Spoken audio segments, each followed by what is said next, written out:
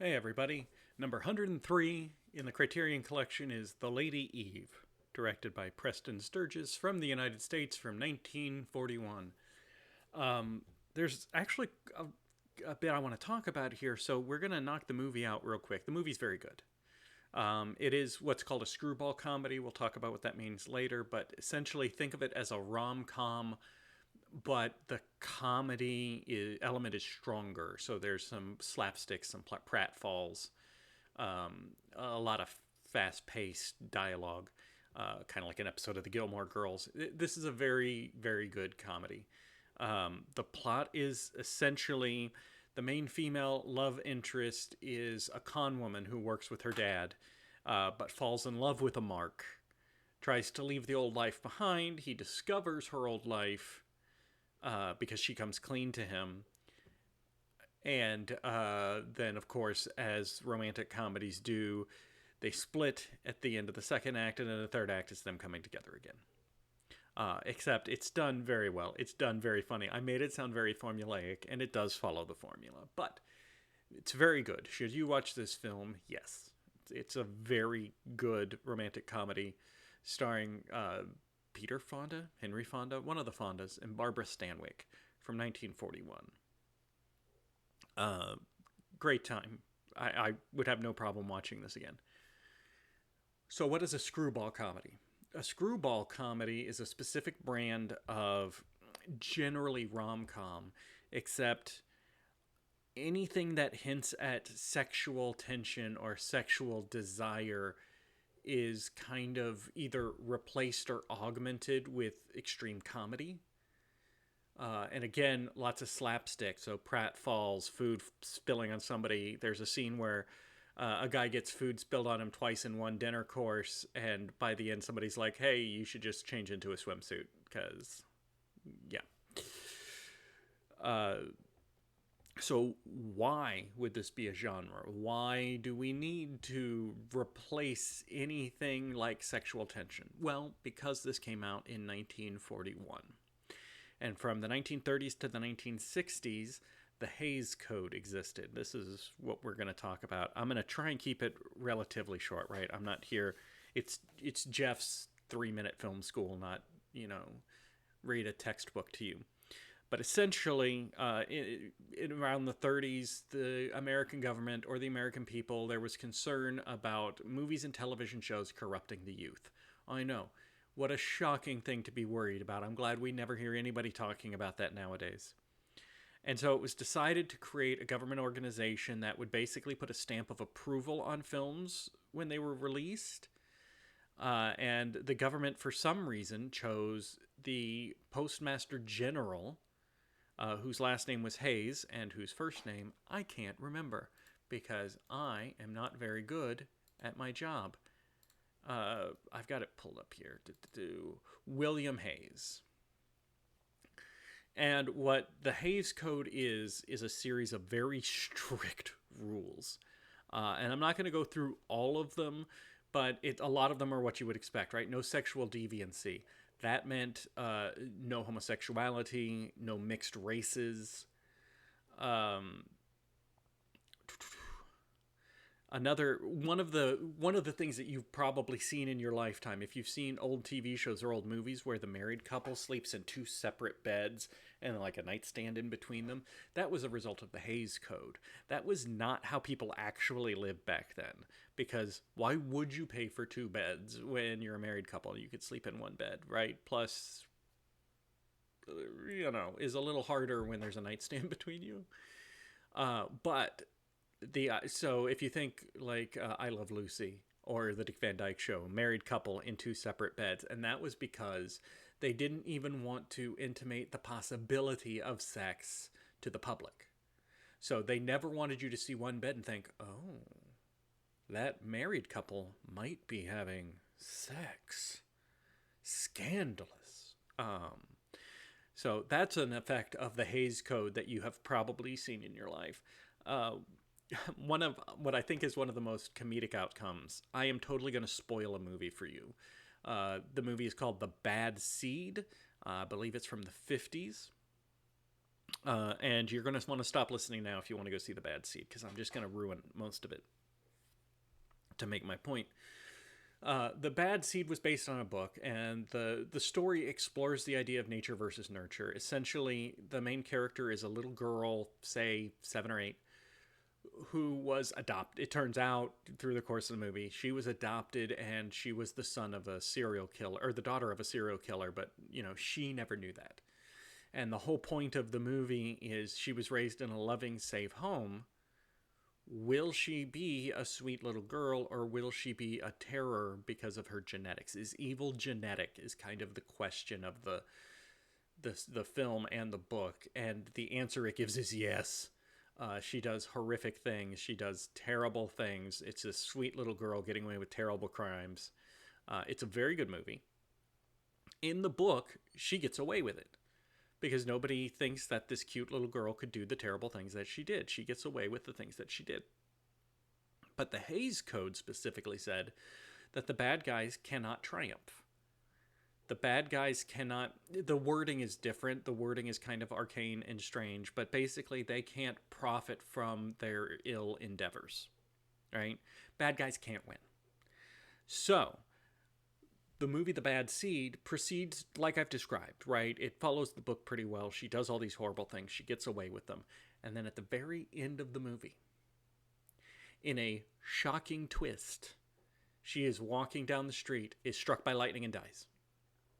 It happens in like 5 seconds. And that was their way of appeasing the Hays Code. She did not get away with her crimes because she was punished by God. And then her mother, who she poisoned, wakes up and suddenly feels fine, which does not happen in the book. And then, of course, they had to do the whole, don't tell your friends and neighbors the surprising twist at the end of The Bad Seed. That's because it's bad. It really... The movie is good, and if you haven't seen it, you should check it out, because the part I just described, which is stupid and bad, is like 5 seconds long. The rest of the movie is good. But it's funny that they had to put that in to appease the Hays Code. That was the only thing they had to do. So the Hays Code was really repressive and really strict. Some movies refused to adhere to it and had to fight to get released without that stamp of approval. Some other, just a couple of light things. You can't ridicule the clergy. And you can't show white slavery. And you're not supposed to offend any specific nation, race, or creed, but also don't let the blacks mix with the whites. You can check in. I'm not going to sit here and read you the whole Hays Code, but it was extremely repressive and caused a lot of twists in this era of storytelling, because they had to adhere to these.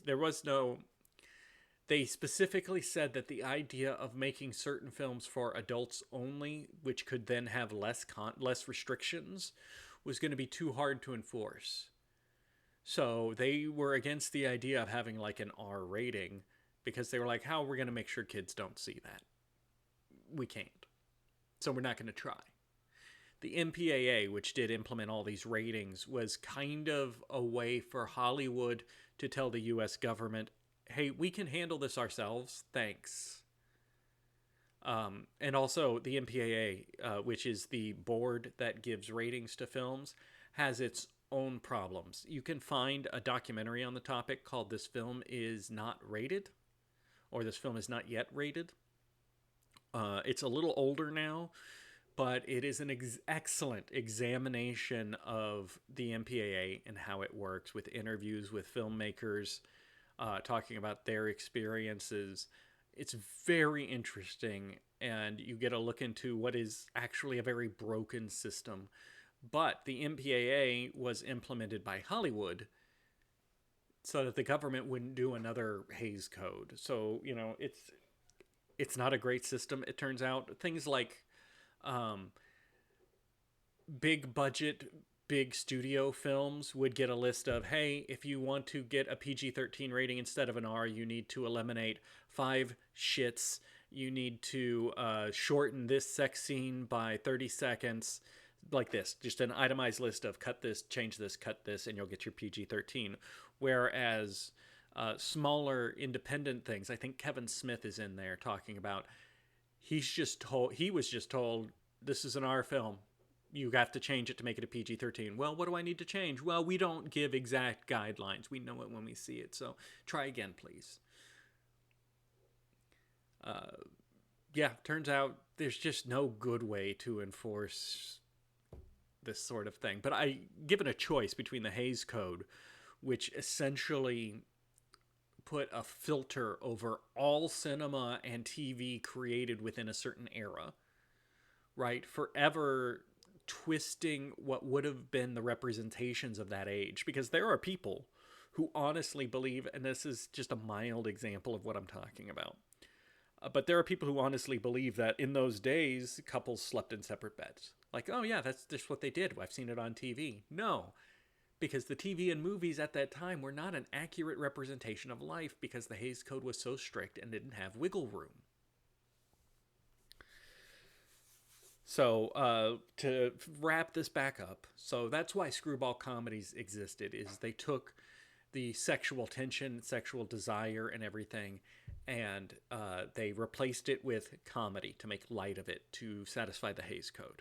So that's what caused the creation of screwball comedies. And I kind of like screwball comedies. I love that rapid-fire dialogue, the occasional silly slapstick. There's a scene that Roger Ebert described as one of his favorite romantic moments in a film in this scene. And it is the two main characters in the woman's cabin on a boat. And she is like on a chaise lounge. There was an encounter with a snake, so she's like, oh. And the guy is sitting on the floor next to her on the chaise lounge, and she's got his head in her hands, and his hands are just like onto her. He's honestly a little shell-shocked just because they went through this whole thing with the snake, and she is very high energy. She's like a wrecking ball, and he is the condemned house. It's great. Let me finish this scene, and I'm going to address one other thing I love about the movie, and then we're done. But she's sitting there holding him and saying things like, don't let go of me. Keep holding on. And he's not holding on to jack. He's just sitting there. It's so funny. It's so good. And yes, one of the things I really like about this film is the female lead is the aggressive one. She is the pursuer, the active one. The male lead is a lot more passive. She sees him, she falls in love, she pursues him. And there's a scene where she's trying to figure out the best way to approach him, and she notices all the women on this boat are attracted to this man, and they are all trying various ways to get his attention, a dropped handkerchief or whatever, and he's just oblivious. He's kind of a nerdy guy. He's in his own head. He's just not recognizing that all these women are hitting on him. So when she walks by him, she just trips him and then yells at him for breaking her heel. And it's like, you're coming with me. You're going to help me pick out another pair of shoes to put on. And that's kind of her. She's the driving force in this film, and it works very well. It is very fun and very good to see. Anyway, we've been all over the map a little bit here, but I think the Hays Code was worth talking about. So next time, we return to the land of the rising sun with Double Suicide, directed by Masahiro Shinoda from Japan from 1969. You notice how I didn't stumble too much on the name. I'm proud of myself there. Japanese, it turns out, is actually a little easier to pronounce. You pronounce every letter. So apparently they don't have silent letters like a lot of languages do, and some letters don't sound differently. You just pronounce every letter, and you'll get somewhere near close. So Masahiro Shinoda.